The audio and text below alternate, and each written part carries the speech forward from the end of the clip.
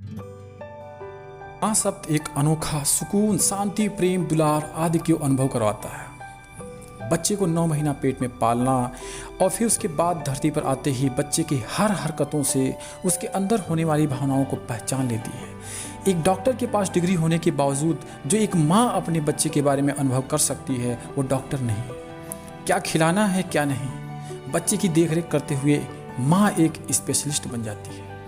बच्चे को चलना सिखाना, बोलना सिखाना, खाना खिलाना पिलाना, कपड़ा पहनना सिखाना, संस्कार सिखाना आदि सब कुछ शामिल होता है। अगर हम बच्चे के गर्भ से लेकर के उनके धरती पर आने तक के बाद एक माँ के कार्यों को अगर लिखा जाए तो कई किताबें तैयार हो जाएंगी, लेकिन एक माँ के लिए उन किताबों की ज़रूरत नहीं होती।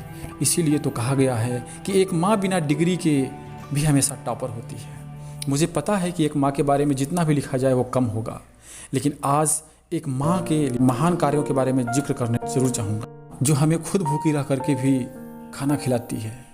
ये वही माँ है जो हमारे मना करने पर भी हमें अपने हाथों से कहानियों के साथ खाना खिलाती थी। वही माँ जो खुद जा कर के भी हमें सुलाती रहती थी। वही माँ जो खुद अपने सेहत का बिना ध्यान किए हमारे सेहत बनाती रही। वही माँ जो बारिश में खुद भीग करके हमें बचाती रही। वही माँ जो खुद धूप को सह करके हमें धूप से बचाती रही। हाँ, वही माँ जो अपनी खुशियों को कम करके हमें खिलौने दिलाती रही। वही माँ जो मेरे जख्मों को देखकर मुझसे ज़्यादा खुद तड़पती रहती थी।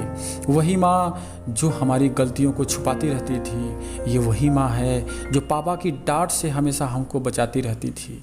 ये वही माँ है जो खुद रोकर भी हमें रोने नहीं देती थी, हमें हिम्मत से काम लेना सिखाती रहती थी। इसी माँ ने तो हमें बुरे वक्त में भी खड़ा होना सिखाया। रिश्तों की डोर को इसी माँ ने तो हमें बांधे रखना सिखाया।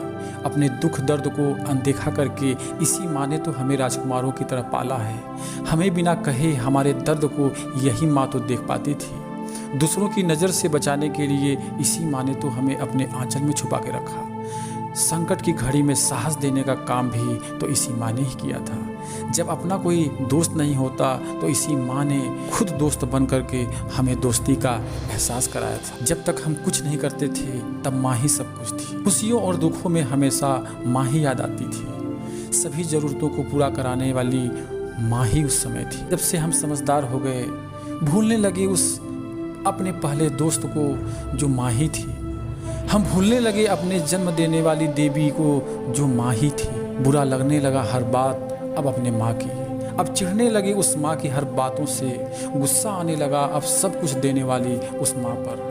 क्योंकि अब हम समझदार जो बनने लगे थे, क्योंकि अब हम पढ़े लिखे जो होने लगे थे, क्योंकि अब हमें ज़रूरत नहीं थी उस माँ की। अब ज़रूरत नहीं उस अनाड़ी माँ की, क्योंकि अब इज्जत नहीं बेपनाह दुलार करने वाली उस माँ की, क्योंकि अब हम समझदार हो चुके। लेकिन अब ज़रूरत है उस माँ को तुम्हारी, तो तुम क्या कर रहे हो?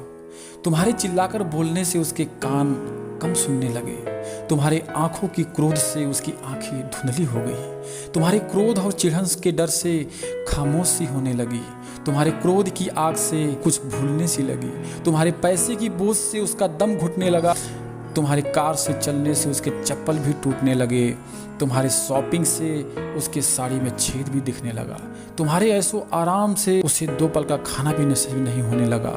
तुम्हारे संस्कार और प्यार ने तो उस माँ को पागल सा ही बना दिया, और तुम्हारे उसी उंगली ने उसे वृद्धाश्रम का रास्ता भी दिखा दिया। दोस्तों, माँ को भूलना और कष्ट देना मतलब आप अपने भगवान के साथ कर रहे हैं। आखिर क्यों इतना बदल जाता है वो कलेजे का टुकड़ा? आखिर क्यों इतना दुख देने लगता है वो लाडला बेटा अपने माँ को? क्या उसके दिल में उस माँ के लिए कोई जगह नहीं बचता है जिसने कलेजे के टुकड़े से बढ़कर के उसको पाला था? क्या उस राजकुमार जैसे पाले गए बेटे के पास अपनी बेजान सी होने वाली माँ को रखने और पालने के लिए आलीशान घर में जगह नहीं होता है? क्या एक माँ बाप के रहने से बेटे की दौलत और तरक्की कम होने लग जाती है? आपके ऐसा करने से उस माँ को कितना दुख पहुँचता होगा? क्या उस माँ ने आपके ऐसे व्यवहार के बारे में सोचा था?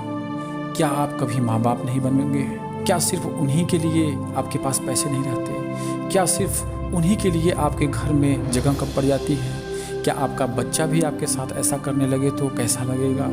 क्या आप कभी बूढ़े नहीं होंगे? क्या आपकी याददाश्त, आंखें, दांत, कान, हाथ पैर कभी कमज़ोर नहीं होंगे? दोस्तों, यह वीडियो बहुत लंबा हो रहा है। अंत में बस इतना ही कहना चाहूँगा कि उस देवी जैसी माँ को दुख मत देना। बहुत लाड प्यार से तुम्हें पाला था, बहुत दुख हुआ, बहुत दुख होगा उस माँ बाप को कि क्या यही हमारी परवरिश थी।